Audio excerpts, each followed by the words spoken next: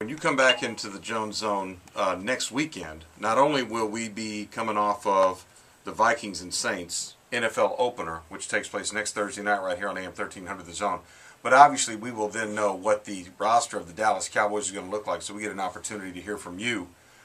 What mistakes did they make? Who did they keep that should be gone? Who did they let go that should have been kept? And we could take a look as we build up to that Cowboys season opener, which we'll have for you here on The Zone, Cowboys versus the Redskins. Which is important. Would it be any different than last 2 years?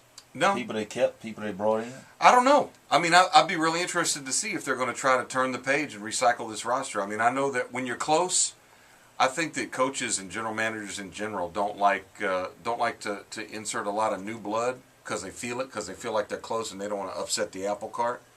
But they got some young guys. It seems like they can see the promise. But this Cowboys, let me tell you. They got off to a slow start again yesterday trying to run the football. I wonder about their ability to run the football this season. I know it's just the preseason. I'm trying not to overreact. They got Marion Barber. Like I said, just because you like him.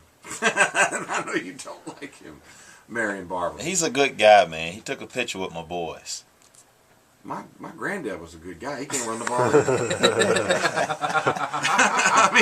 I missed your So point. you feel about Marion Barber the way I feel about Byron Leftwich. Essentially. I'm not going to even say his name no more on the radio. It's too much pub. Really? Man, what did he must owe you money. Something's going on. It's been well documented that the guy is kind of lazy. He hasn't always worked always hard, and that was the report out of Jacksonville, and that's why David Gerard, the East Carolina product, got a shot because he wasn't stepping it up, man. He comes out of the huddle looking all lethargic, lackadaisical. Bad build. He just come, man, just take care of himself. Bad body out or something. Like he just come out there huddle, man. His helmet looks like he got an up-to-date helmet, but when it goes on his head, it looks like it's an ancient helmet, man. It's like maybe that's just me. See, I don't judge a book by its cover. I judge results. Okay, what results? Come on, John. Well, the result. Hey, I didn't name him starter.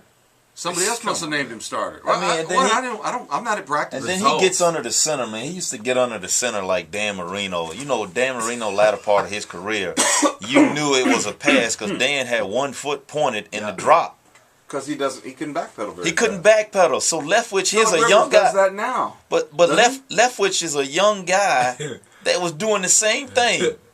He's doing the same thing. I'm like, oh my gosh, it's a pass. How you know, Rob? Look at the quarterback. Phillip Rivers has that stance every snap. It seems like he's got that because he's big and long and loping. If it's every snap, it's okay. Because with the point he's trying to make is on passing downs. Not every play. Every play is great. Then that means you're disguising a run and a pass. But when you tip off a linebacker like Robert, and they know they can sit there and look at your back foot and know that it's a pass. Do you know the advantage that you get there? That could be the difference in a pick six. That could be the difference in stopping somebody on a third down. That could be the difference in you, breaking up a play at the line of scrimmage. Big Robert is now talking to his D lineman and letting them know pass. They're not going to rush as hard, knowing that it might come out quick and you got to blitz on. There's so many little nuances of the game that a tip like that could go a long way in you not producing well and you hurting your team as a quarterback. And then that's the one thing that you had Peyton Manning, who studied every game of himself this offseason. He wants to know himself better than the opposing team because he doesn't want to tip off anything. He doesn't want you to know that when I look twice to the right side that I'm passing over here. The guy is amazing, and I do think that's been one of the knocks on Byron Leftwich's game. I don't think he's garbage. Yeah. I do think he's good enough to start in the NFL. Though last year he didn't play all that well in Tampa, but at the end of the day, I do think he's good enough to be one of the 32 guys. If Jake DeLong can be a starting quarterback somewhere, well, he's not garbage, but he could be where the garbage goes. 390 Live is the number. 3905483. Hey.